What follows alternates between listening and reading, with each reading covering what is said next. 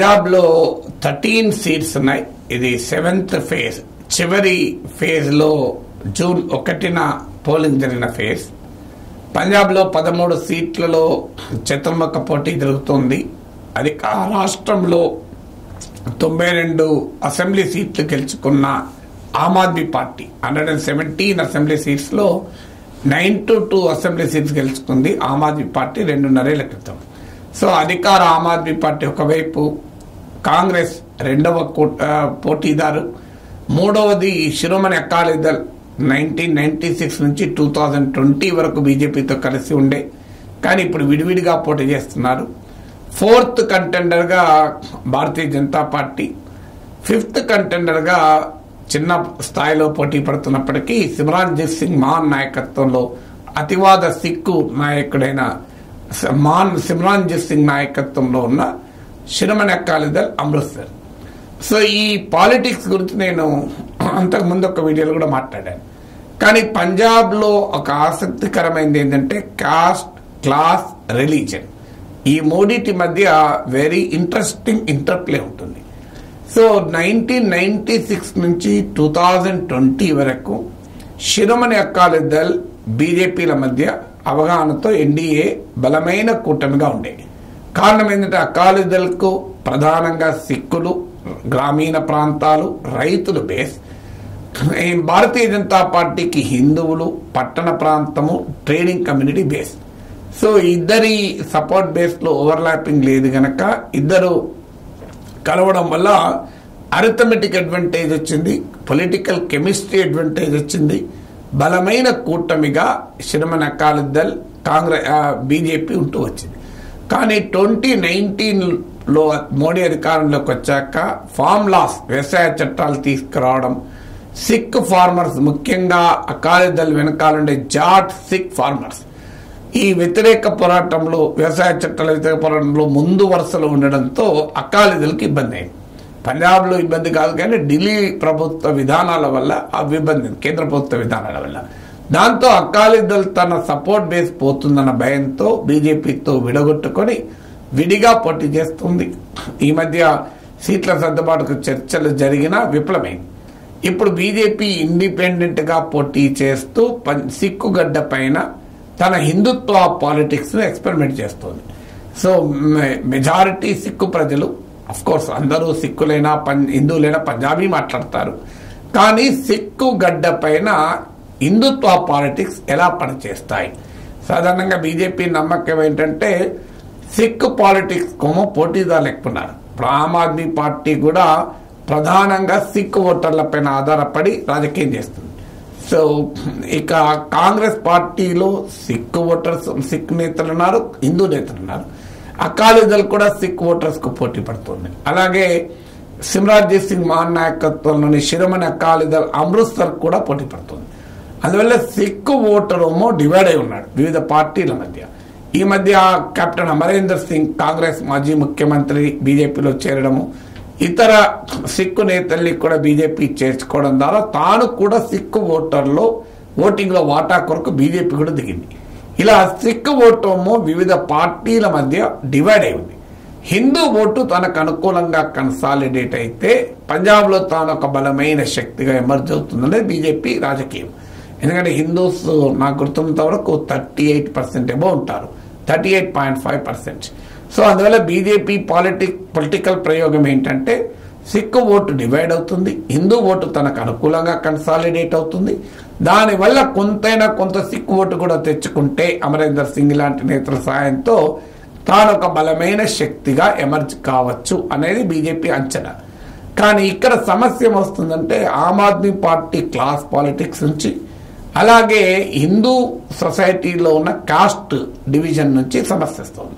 ఆమ్ Aadmi party తన welfare agenda 300 యూనిట్ల వరకు ఫ్రీ పవరు, ఇలాంటి మొహల్లా క్లినిక్స్, ప్రజా పంపిణీ వ్యవస్థ, పీడిఎస్ ద్వారా ఆహార ధాన్యాలు, ఈ వెల్ఫేర్ ఎజెండా ద్వారా సిక్కు, హిందూ అనే తేడా లేకుండా, కాస్ట్ అండ్ రిలీజన్ కు తేడా లేకుండా ఒక బలమైనటువంటి పార్టీగా ఆమ్ ఆద్మీ పార్టీ ఇటీవల అసెంబ్లీ ఎన్నికలు ఎమర్జ్ అయింది.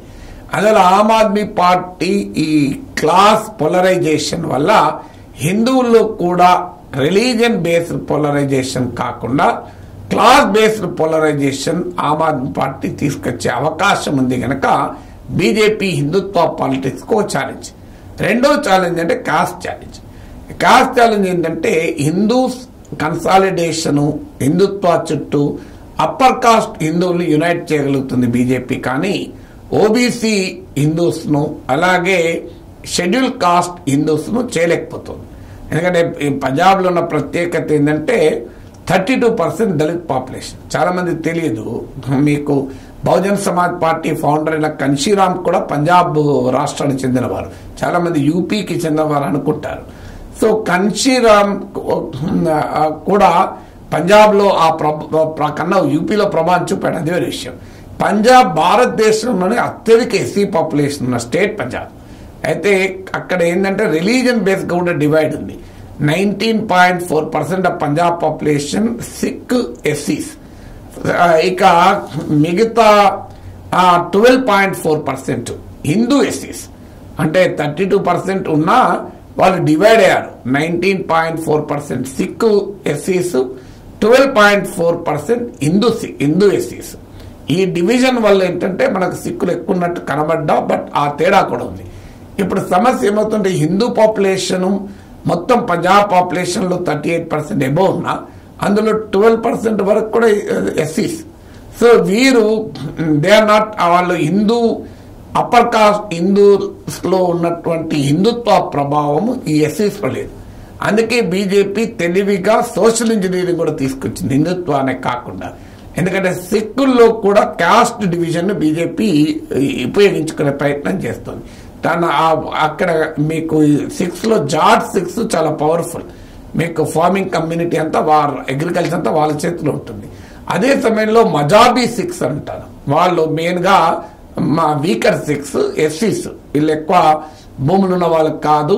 అందువల్ల అకాలీదళము సిక్ ఐడెంటిటీ ఆధారంగా జాట్ 6 మజాబీ 6 ని యునైట్ చేస్తుంటే బీజేపీ ఏమో వారిలో ఉన్నటువంటి క్లాస్ ఆధారంగా మజాబీ 6 వర్సెస్ జాట్ 6 అని కాస్ట్ ఆధారంగా దాన్ని ఆ డివిజన్ తెచ్చేటువంటి ప్రయత్నం చేస్తుంది. అందువల్ల మజాబీ 6 లీడర్లను టికెట్లు ఇచ్చి మజాబీ 6 జాట్ 6 మధ్య ఈవెన్ వ్యవసాయ చట్టాల విషయంలో కూడా జాట్ 6 వర్సెస్ మజాబీ 6 అనే డివైడ్ బీజేపీ తీసుకొచ్చే ప్రయత్నం చేస్తుంది.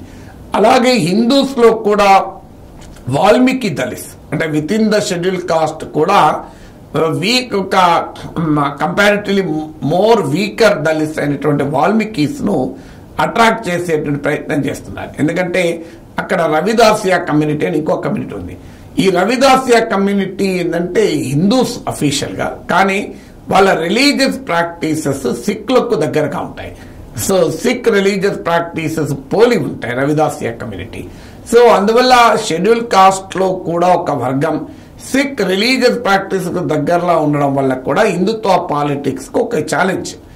అంటే ఈ వీక్ అనగారిన హిందూ కులాల్లో కూడా ఒక సెక్షన్ సిక్ ప్రాక్టీస్ దగ్గరగా ఉండడం. అందువల్ల దళితుల్లో కూడా వాల్మీకి కమ్యూనిటీని బీజేపీ అట్రాక్ట్ చేసే ప్రయత్నం చేస్తోంది. వాళ్ళు మీకు గుజరాత్ లో కూడా ఇదే పని చేసి రాజ్పూట్ వర్సెస్ వాల్మీకి డివిజన్ కొని తెచ్చుకుంది బీజేపీ. పురుషోత్తం రూపాల వాల్మీకి సమాజ్ మీటింగ్ లోనే మాట్లాడుతూ వాల్మీకులు బ్రిటిష్ వారికి వ్యతిరేకంగా పోరాడారు, రాజ్పూట్లే లొంగిపోయారు, వాళ్లకు వియ్యం ఇచ్చారు అని చెప్పి విమర్శించారు. సో అలాగే ఉత్తరప్రదేశ్ లో కూడా నాన్ జాతో దళిస్ ను అట్రాక్ట్ చేసే క్రమంలో వాల్మీకిలనే టార్గెట్ చేస్తుంది బీజేపీ. పంజాబ్ లో కూడా దళితుల్లో ఉన్న వాల్మీకి సమాజాన్ని అట్రాక్ట్ చేసే ప్రయత్నం చేస్తుంది. అయోధ్య ఎయిర్పోర్ట్ కూడా మేము ఆ మహర్షి వాల్మీకి పేరు పెట్టాం, ఇలాంటి అంశాలు తీసుకొస్తున్నారు. అందువల్ల బీజేపీకి కూడా అర్థమైంది హిందుత్వ ఓటు బ్యాంక్ గా ఈ 38% పాపులేషన్ లో 35% ఉన్నారు కనుక తనకు అనుకూలం అవుతుంది అంటే ఈ కాస్ట్ ఒక డైమెన్షన్ గా ముందుకు వస్తుంది. అందువల్ల అటువైపు నుంచి Aam Aadmi Party class politics అలాగే కాస్ట్ డివిజన్ హిందూస్ లో upper caste Hindus Hindu identity పట్ల అట్రాక్ట్ అయినంతగా లోయర్ కాస్ట్ హిందూస్ అట్రాక్ట్ కావడం లేదు. ఎందుకంటే ఆ క్లాస్ డిఫరెన్సెస్ కాస్ట్ డిఫరెన్సెస్ వల్ల ఐక్యం కావడం లేదు. అందువల్ల బీజేపీ సిక్కు మెజారిటీ ఉన్న పంజాబ్ లో తన హిందుత్వ ప్రయోగానికి సిక్ కన్సాలిడేషన్ నుంచి కాదు ఛాలెంజ్, హిందూ ఓటు ఫ్రాగ్మెంటేషన్ నుంచి అండి, హిందూ ఓటు విభజన నుంచి ఛాలెంజ్ ఎదుర్కొంటుంది.